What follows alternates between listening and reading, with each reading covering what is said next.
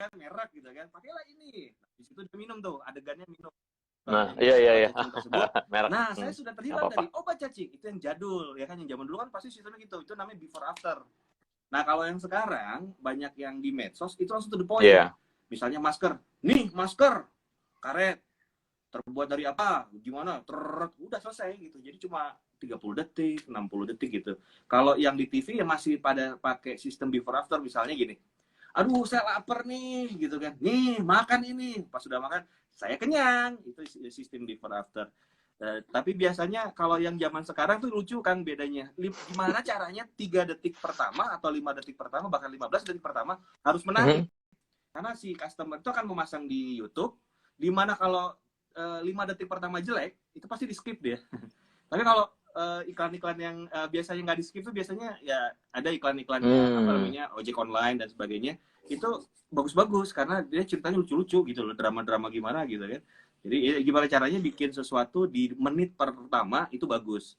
Terus misalnya kalau iklan kayak ini Kang, apa yang produk yang misalnya baju gitu kan, baju langsung kualitasnya gitu, misalnya semua itu pada memproduksi misalnya hijab gitu ya, kerudung. Terus kalau kerudung yang baru ini mau dikeluarkan, apanya yang membedakan? Langsung itu dikeluarin dulu to the point-nya gitu. Karena semua orang udah tahu ini kerudung gitu loh. Terus dari situ misalnya kalau zaman dulu itu harus ada A-roll, B-roll, shoot A, shoot B, shoot C gitu kan, terus digabungin kan, dan prosesnya juga lama. Sekarang lagi musim B-roll. Nah, B-roll ini agak susah, bahkan POV B-roll itu cukup satu kameramen, satu editing, dia pegang gitu. B-roll tuh itu tuh istilah apa sih? Jadi saya jika saya juga kuliah, saya banyak istilah-istilah baru yang kayak ya Gus ceritakan, yang saya tuh ini tuh apa sih? Ada pertama tadi apa cerita itu ada apa dulu. Nah, kalau buat seorang pemula gitu ya, apakah harus, itu kan artinya penguasaan non teknis ya, bukan cara ngambil gambar dan sebagainya. Tapi bagaimana sebuah story itu harus dibikin gitu kan. Nah, berarti urutannya tadi seperti pada saat tadinya saya bingung, ternyata agak rumit ya. Pada saat kita akan membuat cerita, tadi kan udah ditentukan waktunya. Kalau foto makan satu. Kalau tadi kan mau 3 detik, 5 detik, 10 detik, 15 detik. Nah, untuk menentukan itu aja udah ilmu tersendiri. Berarti memang lo harus belajar ya itu mah. Semua daftar Jadi kalau dulu buat Kang Dudi, anak buahnya Kang buat Dudi, bikin ya video. kan? Nanti kalau udah 10 orang kita berangkat, kita belajar. Sebenarnya gini, semua jago-jago sinematografer, teman-teman yang ada di kelas garasi jago-jago, fotonya jago, video jago. Cuma mungkin belum beruntung aja teman-teman. Jadi kita harus sering posting di kayak Kang Dudi itu rajin posting, otomatis job itu nggak akan pernah sepi. Nah, ada yang pernah ngeluh juga Kang, murid ini jago banget, fotonya jago, tapi dia nggak pernah posting, dia nggak pernah mempromoin diri, jadi ya nggak ada job gitu kan. Nah, untuk pemulanya gimana? Ya udah ambil simpel aja. Kita bikin sesuatu contoh, misalnya kita latihan produk nih, misalnya produk inilah gitu kan, kita syuting ini kita harus pahami dulu ini tuh apa gitu kan, racun, obat, nah gitu, itu ini buat pemula ya. Fungsinya kalau jadi bahasa pahami dulu, mereka-nya kalau pahami produk ya, knowledge itu kita pahami. Kalau sudah kita harus punya wawasan juga produk yang sama, misalnya hand sanitizer ini kalau secara global itu mengandung apa, dan yang ini kelebihannya apa. Oh, ternyata ini ada lavendernya. Nah, lavender ini yang menjadi nilai jualnya yang harus diunggulkan. Bilang sama klien, Pak, yang harus Anda unggulkan adalah semua. Jadi ciri khas dari produk ya. Hand sanitizer banyak Pak, obat-obatannya sama. Tapi ini ada yang beda nih. Ibaratnya nanti saya akan bikin gambar lavender lebih dulu muncul. Gitu, jadi gambar lavender dulu muncul, baru habis itu ada, jadi nggak pakai sistem before after ya kan kalau yang ini. Jadi teman-teman buat yang pemula, sistem before after itu teknik iklan aja. To the point ya. Nah, kalau suatu produk, ini produk apa, misalnya produk obat, terus obat apa, obat cacing, jadi yang ditampilkan adalah orang cacingan dulu kan gitu kan. Setelah minum obat itu cacingannya sembuh. Nah, kalau yang zaman sekarang langsung to the point dia. Ini hand sanitizer, terus dari itu langsung ke arah produknya. Habis itu dia muncul title-nya mungkin manfaat lavendernya dulu, ya kan? Habis manfaat lavendernya, lalu bikin b-rollnya kayak gitu, cuplikan-cuplikan kecilnya, baru itu zoom out, terakhirnya Bidol tuh tinggal apa? pengaturan cahaya yang bagus, jadi deh. Hmm. Jadi cuma 30 detik, 20 detik udah nyampe pesannya gitu kan. Tapi kalau kita pakai drama gitu kan, apa nih, tangan saya kotor, saya harus cuci tangan dulu, lama deh. Itu sama kayak teknik yang wedding. Sekarang wedding itu lagi musim, kalau zaman dulu itu kan, kalau kita nih ya nyuting wedding, pasti bunganya dulu ya kan. Bunganya dulu, habis itu tuh nggak jauh-jauh dari situ pasti cincin itu dikejar. Cincin kawinnya. Habis nggak jauh dari situ, kalau nggak sepatu ya tangan ceweknya lagi dandan gitu deh. Udah kebaca itu Bener-bener. sama zaman sekarang orang-orang yang ingin nikah, mereka udah kebaca. Wedding tuh gitu-gitu aja gitu. Akhirnya yang kreatif sekarang dibuat sebuah cerita, terus ada b-roll dulu. Wah tuh keren-keren sekarang yang lagi rame gitu kan. Dan budgetnya pun udah nggak bisa gede-gede karena jumlah fotografer, videografer udah banyak teman-teman. Jadi kalau misalnya kita mau latihan, ya kita harus main di bawah pasaran, tapi kualitasnya harus di atas yang udah terkenal gitu loh, buat ngejar gitu kan. Nah mungkin itu sih yang bisa itu. Kayak apa namanya, kalau awal-awal kamera handphone pun juga bisa kok teman-teman, apalagi kalau untuk bikin produk medsos ya kan, ke temannya tolong dong bikinin dong, ini gue mau jual apa namanya masker nih, kemarin gue jahit sendiri ya kan dari kaos sisa gitu kan misalnya. Terus ya udah dibikin, terus taruh backdrop yang kemarin. Makanya teman-teman perhatikan, Kang Dudi suka ngasih ilmu yang backdrop pakai gabus, itu pakai ya kan, itu dipakai. Terus cari kalau nggak ada warna putih backdrop ya cari kertas-kertas lah, di lem-lem kecil, nanti di Photoshop bisa bisa dihapus, atau kalau misalnya kita pakai tripod untuk video itu bisa dihapus teman-teman, nggak usah khawatir. Tapi itu dipakai. Jadi apa yang ada di kelas garasi, apa yang ada di postingnya Kang Dudi, itu yang saya pakai. Nah itu udah, ini teman-teman ini pakai. Karena gimana caranya kayak sekarang gini, kita berlomba-lomba ya? di apa namanya, industri 4.0. Sekarang Anda bagus, oke ya kan, Anda keren, wah hasilnya fenomenal, tapi harganya sangat tinggi, orang akan mencari di bawahnya gitu loh. Gimana caranya biar bagus ya, gini. Kayak Jawa Barat itu orang udah ngincernya Kang Dudi aja pokoknya udah, kalau untuk yang ada kelas-kelas sendiri gitu kan. Nah kalau produk, aku justru malah disasar dari orang-orang Jakarta gitu. Produk Jakarta, oh ini Sugi aja nih murah gitu kan. Kalau di tempat lain misalnya 15 juta, di Sugi bisa 3 juta gitu kan. Tapi sama gitu kan, ya orang pasti larinya ke situ gitu. Nah teman-teman juga bisa bikin, mulai syuting produk, misalnya dari 200.000 dibuka gitu kan, syuting produk tuh pasang iklan di Instagram, wah udah rame itu mas sekarang, lagi musim, jadi pasti banyak gitu loh. Nah terus cara bikinnya nggak usah pakai kamera mahal, bisa pakai handphone nanti dibagusin di Adobe Premiere atau apa namanya di Final Cut Pro. Kalau pengen menghindari render ya Final Cut Pro, kalau pengen apa meriah cari crack-crackannya Adobe Premiere juga bisa. Nyuruh nyari crack kayak gitu. Paling itu sih, kayak gitu sih. Ya, kalau udah ada duit baru beli. Iya. Banyak kok crack.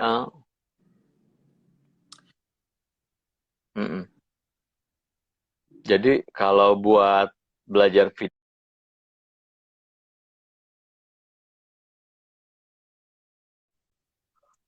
nah jadi teman-teman yang baru hafal atau baru masuk, baru gabung, boleh masuk aja ke Instagramnya, namanya YUGIEZ, Yugis. Nah itu lihat ada karya-karya, ada proses karya biasanya kalau saya perhatiin ya. Karya juga bagaimana membuat sebuah cerita lewat video kayak gitu. Nah sekarang kalau tadi nih menarik, pada saat ngambil gambar sebenarnya pakai handphone juga bisa. Nah, kalau speknya seperti apa Kang Egis kalau buat handphone? Kalau buat handphone sering ada bikin video pakai handphone. Banyak aplikasi ya kan. Banyak aplikasi. Tapi kalau yang buat ngedit itu biasanya orang-orang tuh pakai Adobe Rush-nya mobile, atau banyak banget lah itu. Pokoknya yang ada timeline-nya teman-teman. Cari yang ada timeline yang taruh video, taruh audio di bawahnya gitu ya. Itu karena buat di cutting-cutting. Kalau kita misalnya pakai Quick itu kan udah agak susah sih gitu ya untuk nggak bebas gitu untuk masuk di lagunya, untuk dipotong-potong nggak bebas. Jadi manual. Cari yang video editing apapun juga yang ada timelinenya. Nah itu enak tuh, tinggal dipasang, di cutting, jadi kita kelihatan. Nanti di atasnya dikasih teks gitu, udah jadi gitu. Paling itu sih. Jadi misalnya ya kalau udah biasanya biasanya sarannya apa nih, Yudi? Sarannya buat yang Waduh, mobile banyak phone, banget sih buat Kang. Ada yang softwarenya apa gratisan, yang ada disarankan? dulu nih. Yang Kang Yugis pakai Berapa apa lama sekarang? tutup? Yang dipakai tadi Premiere.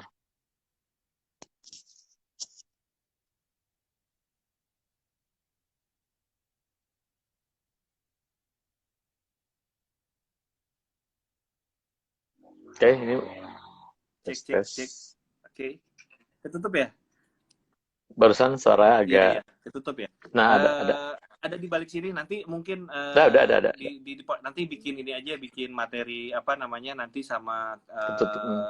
Kang siapa Isan nanti jenis software yang akan apa bisa dipakai untuk editing nanti di Lisan. kelas garasi. Nah gitu aja nanti. Betul. Nah, oke. Pantang di kelas Nanti garasi. materinya ada di kelas Betul, garasi ya. gitu. Materi itu buat software ngedit. Terus apalagi Kang Dudi? Hmm. Nah, tadi kan sudah mulai dari apa namanya eh, product knowledge-nya, bagaimana kita membuat video menarik kan diantaranya. Untuk membuat video Iya, itu kita harus tahu ceritanya, tahu kalau buat produk si produknya dulu ya. Produknya dulu, kemudian setelah itu baru. betul, betul, Jadi ya, tetap betul, aspek non teknis dulu ya, non teknis betul. dulu, baru setelah teknisnya, teknis pengambilan gambarnya. Jadi nanti ambil gambarnya apa saja, dan mulai ceritanya dan sebagainya. Dan biasanya buat pemula itu dari buat teknis ini hambatan apa yang biasanya Kang Yugis temukan kalau dilihat kalau orang-orang belajar sama Kang Yugis? Ini umumnya orang-orang Kalau kok untuk yang basic, mentok biasanya karena mentok apanya kalau di buat belajar video? kameranya. Terus kedua, ekspektasi ketika pengambilan gambar, dia melihat contoh di YouTube atau di iklan atau favorit iklannya, tidak sama dengan hasil yang diambil. Karena ternyata di situ yang mereka lihat biasanya pencahayaannya, Kang. Iya, iya. Pencahayaannya itu kira-kira asal terang aja gitu. Padahal kan Oh, ada oke. ilmu depth of field. Jadi kedalaman gitu. Nah, mungkin kalau untuk ini di sini makanya saya bilang kalau Anda jago bisa ilmu teori fotografi, ini pasti lebih cepat paham. Jadi deep of field itu tidak hanya terang, misalnya gini, ada kayak belakang ngeblur, terus terang muka juga kan itu tidak semuanya terang. Jadi ada triangle shadow gitu kan, misalnya sebelah sini terang, sininya gelap gitu kan. Nah, itu kayak gitu-gitu itu diperlukan Kang supaya ekspektasi kita seperti iklan yang kayak di TV-TV tuh. Nah, itu kita bisa gitu. Terus ada lagi dengan menggunakan kayak semacam raw film gitu ya, S-Log 1, S-Log 2, S-Log 3, HLG 1, HLG 2, HLG 3. Kalau misalnya di Canon itu namanya C-Log gitu kan. Kalau di Sony S-Log, terus kalau di Lumix tuh ada video, terus di Red Camera macam-macam raw-raw kayak gitu. Nah, itu dia ngambilnya flat. Misalnya kita overbright, begitu kita ngambil sama si log-log tadi itu ditekan sehingga segala apa namanya overexposure dan underexposure sama dia dinaikin. Yang underexposure sama dia dinaikin, yang overexposure sama dia ditekan. Sehingga dia grafiknya flat. Makanya filenya itu pasti dia kayak kekurangan warna gitu. Tapi dynamic range-nya itu besar sekali. Nah, itulah setelah nanti di editing, diproses, dimunculkan. Saya mau memunculkan bayangannya bisa, saya mau memunculkan highlight-nya bisa gitu. Jadi itu mentah. Nah, cuma memang kerjanya lama.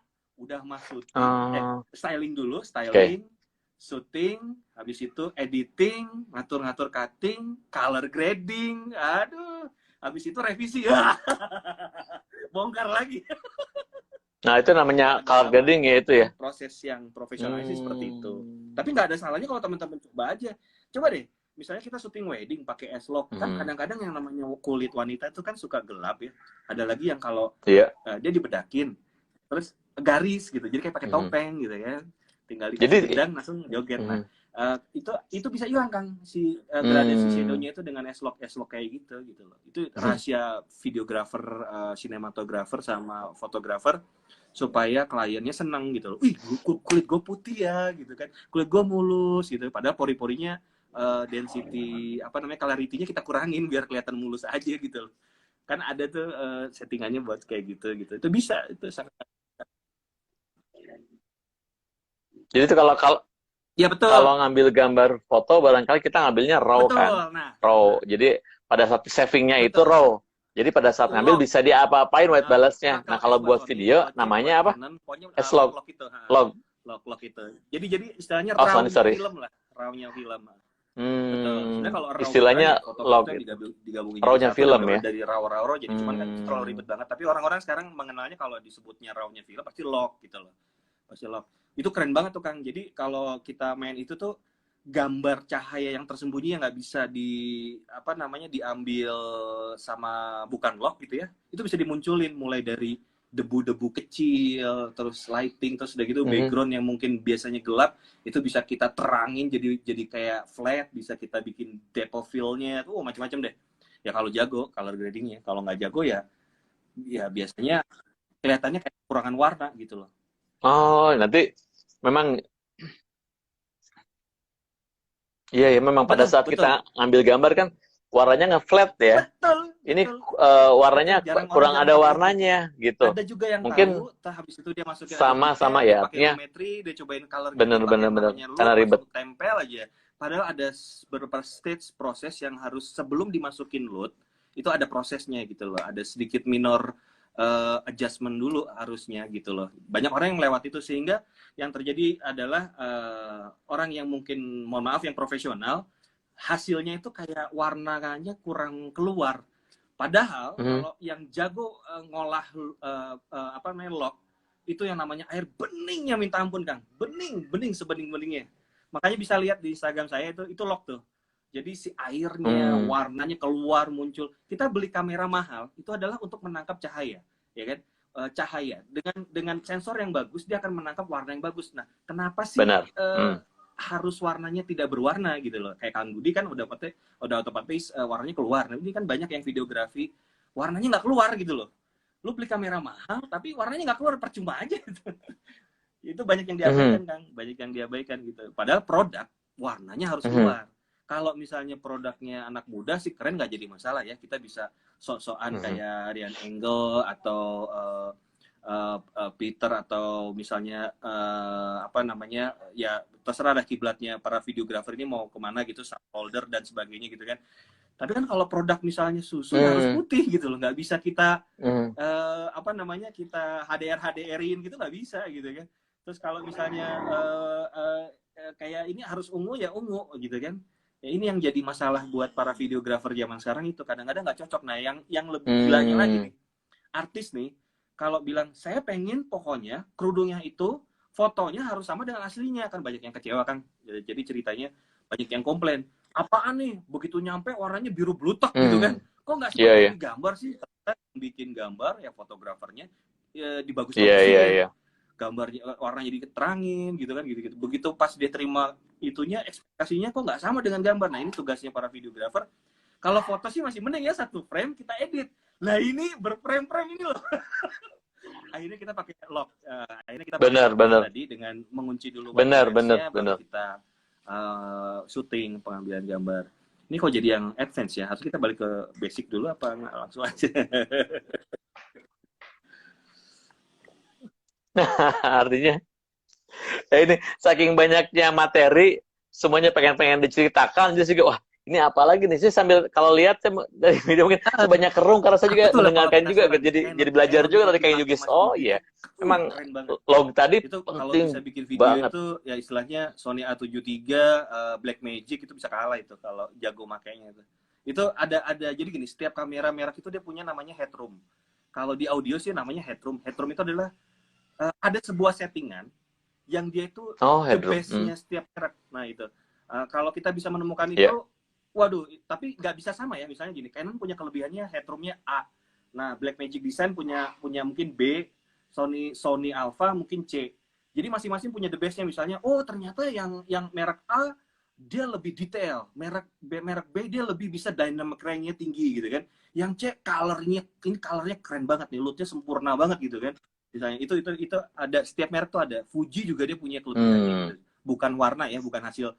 Misalnya kalau kita ngambil gambar video, kan biasanya, oh kok warnanya Fuji gini ya, warnanya Sony bukan warna ya, sih nggak sama dengan kayak Fuji. Kok Canon di wajah lebih bagus ya gitu. Bukan itu.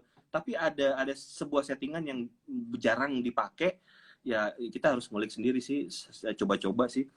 Kalau video itu coba-cobanya lebih capek Kang. Kita misalnya coba settingan lock kan, terus habis itu kita syuting, terus kita edit dulu, Iya. kita melakukan apa namanya minor adjustment dulu, habis itu baru masukin load atau kita bikin load sendiri. Baru kita lihat hasilnya. Terus kita syuting lagi dengan misalnya shadow-nya kita min 4 dan sebagainya gitu kan. Karena di log itu ada setting kan. Kalau kita hanya syuting video biasa gitu kan, misalnya hanya frame rate-nya PAL 100 atau NTSC misalnya 120 udah beres. Tapi setelah kita settingan seperti itu selesai, kita ada settingan coloringnya juga, karena fungsi ini adalah untuk ketika nanti kita edit untuk produk, ini sangat penting, ini untuk produk ya, itu harus ditonjolkan. Kadang-kadang kan, lah mas, kok warnanya nggak sama? Oh tenang bu, Iya, buat produk, karena kita pakai raw-nya film, itu kan kita mainnya nanti main load. Load itu tidak seperti kayak adjust bright atau seperti apa namanya saturation seperti biasa, tapi dia kode. Jadi datanya itu bukan gambar tapi data gitu loh. Film itu datanya gitu loh. Sehingga kita bisa membongkar secara angka, misalnya angka rate 001 mau diganti menjadi 005, semuanya akan berubah gitu. Dan itu detail banget gitu loh, itu detail. Nah, karena ini produk kita bicara detail, itu ada harga, ada kualitas gitu. Tapi kalau misalnya, Mas, 1 juta nih tolong, oke deh, udah pakai ini aja, iPhone aja gitu bikin. Pakai HP aja, pasang 4K, iPhone, telepon HP ya, pakai smartphone. Bisa 4K, udah pakai itu aja, terus tinggal kasih load biasa aja udah selesai gitu. Jadi sama pada saat kita menggunakan 4K dan non 4K ya, untuk video, sama kayak foto juga raw sama nggak rawnya seperti itu ya, detail gambarnya. Profesional yang seperti contohnya dipakai sama Kang Budi atau saya, karena dynamic range-nya terus udah gitu nggak bisa ganti lensa, sehingga kita tidak bisa menciptakan blur belakang, foreground, background, kita nggak bisa memainkan seperti itu. Tapi kalau kualitas 4K ya mungkin tergantung kameranya, depend on kamera juga, bisa bagus, bisa jelek, tergantung pencahayaan juga sih, sebenarnya itu aja sih. Itu sama aja semacam kalau kita rekaman pakai Adobe Audition, kita recording suara kita misalnya WAV 48.000, terus habis itu dikompres menjadi MP3 44.100 KHZ, habis itu di download sama orang, dia turun kualitasnya, habis itu dirubah misalnya sudah 22.100 dirubah lagi menjadi 44, ya nggak bisa. Segala hal yang sesuatu sudah terkompresi nggak mungkin bisa lagi kembali menjadi lebih detail, kayak gitu aja sih. Kalau banyak yang sekarang bilangnya 4K, tapi sebenarnya bukan 4K gitu di mobile phone itu gitu. Tapi memang filenya sebesar 4K, tapi detailnya nggak bisa sebesar 4K. Untuk membuktikannya kita tes dengan layar monitor yang memang untuk 4K. Coba aja kita nanti kelihatan di situ zoom seperti apa gitu kan, nanti bisa dilihat di situ di editingnya aja, coba di zoom. Kalau misalnya ya benar-benar 4K di zoom kayak gimana pun pecahnya tuh sangat sedikit sekali gitu loh 4K gitu. Jadi misalnya tapi 4K itu ini agak berat ya ngeditnya ya Kang. 4K itu agak berat, jadi membutuhkan mesin editing yang juga sih gitu loh, paling itu. Jadi kalaupun kayak di smartphone ada 4K gitu, ya itu tanda kutip 4K 4K-an ya. Karena mungkin juga pada saat sensor kamera yang dimiliki yang dimiliki oleh smartphone kecil ya. Jadi memang tidak bisa dipaksakan kalau dynamic range ya. Ya biar kelihatan ngejar teknologi aja kan. Kalau yang 4K beneran pokoknya tuh filenya gede banget, terus kerasa banget begitu dipindahin ke laptop atau PC aja udah berat, itu 4K yang asli itu. Dan begitu kita zoom misalnya dari 4K yang besar ini kita zoom, filenya ya, besar gedein lagi, itu tidak pecah karena dia menjadi full HD. Di zoom lagi menjadi HD, di zoom lagi menjadi 720, masih belum pecah dia, itu 4K asli. Tapi kalau 4K yang palsu-palsu udah ini 4K, oke di zoom. Lah kok pecah gitu, di zoom full HD itu pecah gitu biasanya gitu. Kayak gitu.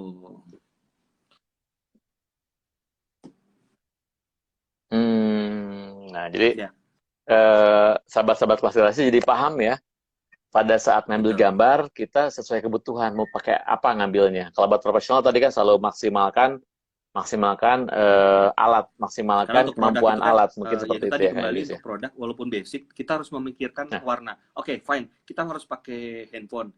Kalau gitu handphone kita dynamic range-nya, cara untuk mengetes dynamic range, kita coba syuting siang di atas matahari, itu warnanya pada kelihatan nggak gitu kan.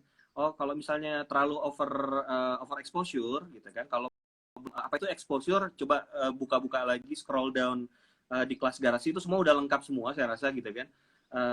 Itu adalah kelebihan cahaya teman-teman ya, jadi tinggal dilihat kemampuan handphone kita seperti apa, kita samakan gitu loh. Misalnya kalau kurang cahaya ya kita beli di Borma kayak yang LED warna putih-putih itu gitu kan. Tinggal beli kertas yang seperti tadi Kang Dudi tunjukkan, background, kertas background, nah kayak gitu-gitu itu bisa kok. Nah seperti itu. Untuk bikin produk misalnya jam tangan, masker. Sekarang lagi musim tuh masker, mulai foto. Terus sudah gitu food. Nah itu sekarang food photographer lagi laku ya kan. Dia pada jualan di rumah, jualan online gitu kan. Terus habis itu baju, apalagi baju mau lebaran. Terus peralatan sholat itu lagi laku sekarang. Jadi teman-teman bisa coba latihan di rumah, buruan, terus pasang iklan di Instagram, masuk komunitas kelas garasi ya kan.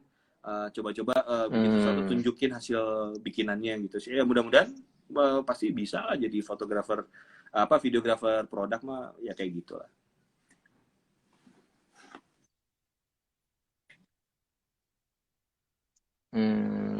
Jadi kalau buat belajar ya tadi ya, kita tahu non teknisnya dulu, knowledge produk bagi nih, karena tadi banyak yang gabung-gabung juga.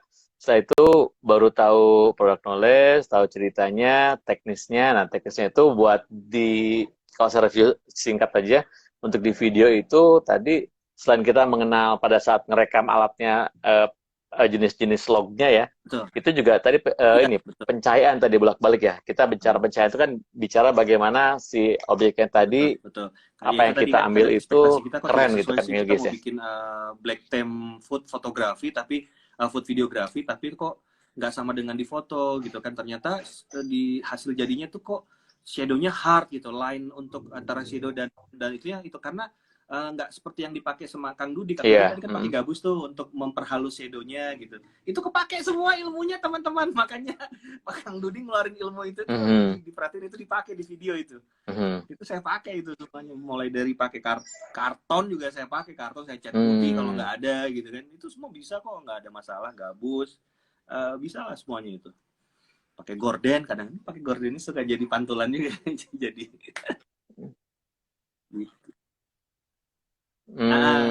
Ya semua alat yang bisa ada buat refleksi ya, gitu ya. refleksi atau buat membuat warna kalau jadi foto soft. ya nanti tanya sama Kang Dudi gitu loh. Terus yang penting adalah moving kalau untuk produk ya, moving kamera.